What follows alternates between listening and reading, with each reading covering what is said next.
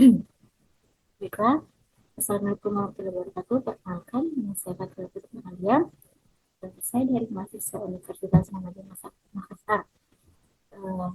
Tujuan saya ingin uh, memberikan cara untuk melakukan tabulasi data dari regression menggunakan Excel.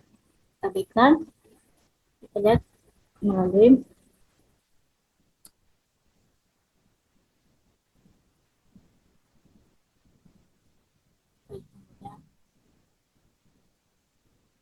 ini dia. Di sini terdapat variabel X1, X2, dan Y. Nah, ada data analisis. Kita klik data analisis ini, kita klik, kita tunggu. Nah, akan muncul analisis tools. Kita cari regression. Nah, ini kita klik ini teman-teman, regression. Terus kita klik OK. Setelah kita klik OK akan muncul. Nah, ini dia input. Inputnya ini adalah variabel Y yang kita masukkan. Seperti ini. Kita masukkan dari atas sampai ke bawah, keseluruhan dari input Y. Terus X ini kita masukkan X1 dan X2. Kita masukkan X1 dan X2 ini semua juga. Nah, setelah itu kita klik labels. Nah, labels ini adalah kesalahan atau error yang bisa kita maklumi. Seperti terdapat dari angka ini ada 95%. Nah, dari 95% ini adalah kesalahan yang tidak bisa kita maklumi. Nah, terdapat 5%-nya itu adalah yang bisa kita maklumi, teman-teman. Nah, setelah itu kita tindih output range. Nah, output range ini seperti maksudnya tuh kayak hasil dari input yang akan kita lakukan. Contohnya itu bebas seperti di sini. Kita klik dulu ini, lalu kita ini. Setelah itu kita klik OK. Setelah kita klik OK, nah akan muncul summary output atau hasilnya, teman-temannya. Setelah itu terdapat hasil yang akan kita jelaskan. Sabar ya teman. Oke. Ini dia. Kita perbaiki dulu. Kita tarik dulu ya teman-temannya, supaya angkanya itu jelas.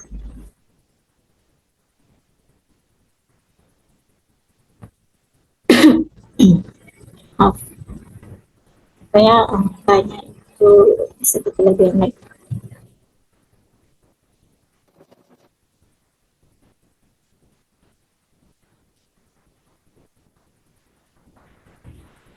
Oke, ini semua adalah hasil dari input X dan input Y. Nah, ini hasil dari regresinya. Nah, yang dimana itu regression statistik itu R-square, ya. R-square itu kita tunggu dulu. R-square itu ternilai 0,77,95 atau bisa kita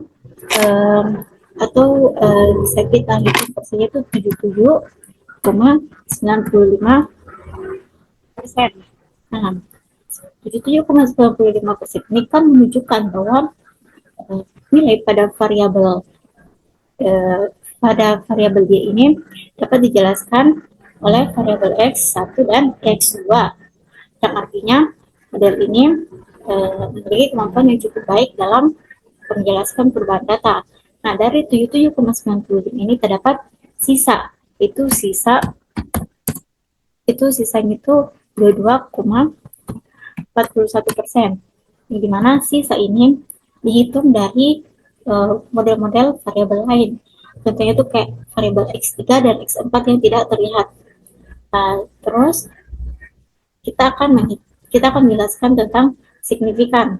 Nah, ini signifikan ini maafin teman. Nah, signifikan ini kan nilainya itu 6,20299 oke, Tom. Nah, kalau kita baca dengan baik itu bisa dikatakan seperti mana, 6,20299 ini adalah notasi apa ya, kayak notasi ilmiah atau eksponensial yang digunakan untuk menyederhanakan penulisan angka yang sangat kecil. Nah, notasi ini bisa disebut seperti 6,20299 kali 10 min 9.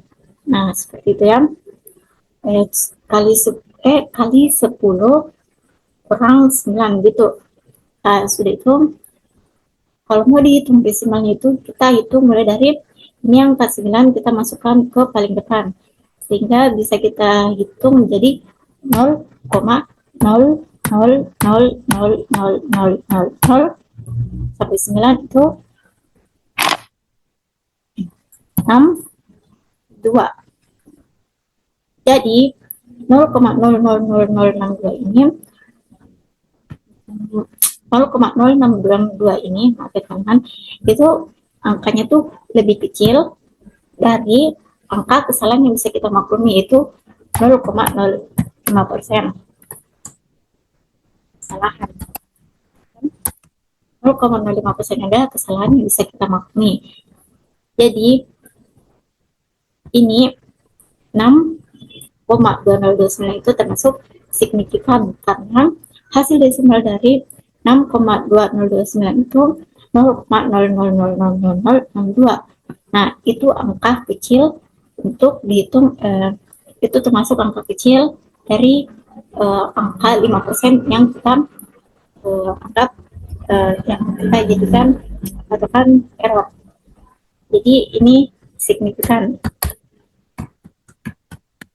Jadi ini signifikan ya teman-teman, atau berpengaruh terhadap variabel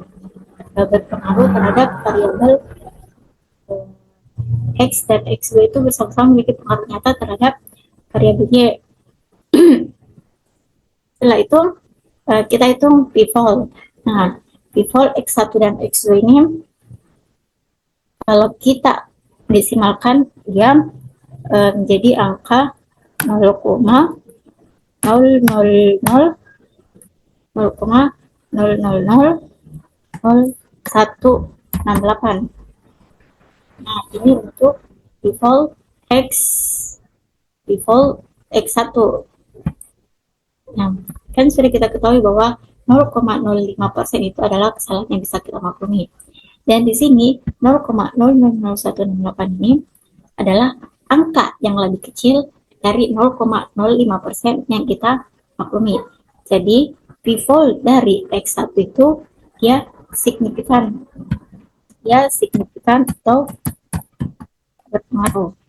Lalu di p-val X2 ini kita lihat 1,09641.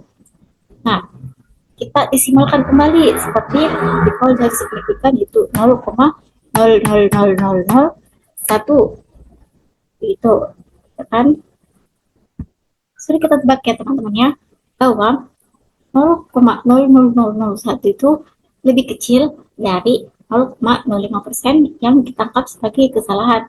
Jadi bisa kita tahu ya teman-teman bahwa p-val dari X2 ini ya signifikan juga seperti p-val X1 yang dimana itu bisa kita simpulkan bahwa X1 dan X2 ini memiliki pengaruh terhadap perubahan nilai Y. Nah, kita masuk ke koefisien. Nah, koefisien X1 ini berbeda dari koefisien X2, yang dimana koefisien X1 ini dia negatif. Ya, negatif tim, sehingga memberikan pengaruh mana setiap per tahunnya setiap satu tahun dari koefisien ini naik, maka dia akan menurunkan variabel Y-nya. Berbeda dengan X2. Kalau X2 dia kan positif Q, sehingga dapat disimpulkan bahwa X2 ini Setiap dia meningkat 1 tahun, maka variabel D juga akan meningkat. Berbeda dengan variabel X1, setiap dia meningkat 1 tahun, maka variabel D ini akan menurun. Baiklah, mungkin itu penjelasan dari saya terkait tabulasi data regression. Jika ada kesalahan mohon dimaafkan. Wassalamualaikum warahmatullahi wabarakatuh.